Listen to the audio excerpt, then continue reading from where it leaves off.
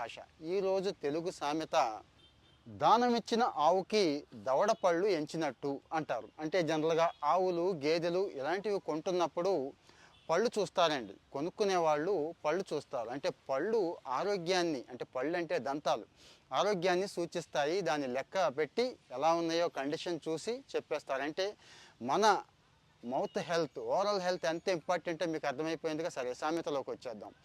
ఎవరైనా ఒక వస్తువు దానం ఇచ్చినప్పుడు పుచ్చుకోవాలి, నమస్కారం పెట్టి వదిలేయాలి. కానీ మన వాళ్ళు ఏం చేస్తారు? ఎంచుతారు.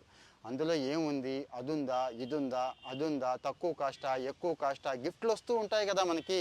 ఆ గిఫ్ట్లకి రకరకాల పేర్లు పెట్టడం, రకరకాలుగా ఎంచడం చేస్తూ ఉంటారు కదా.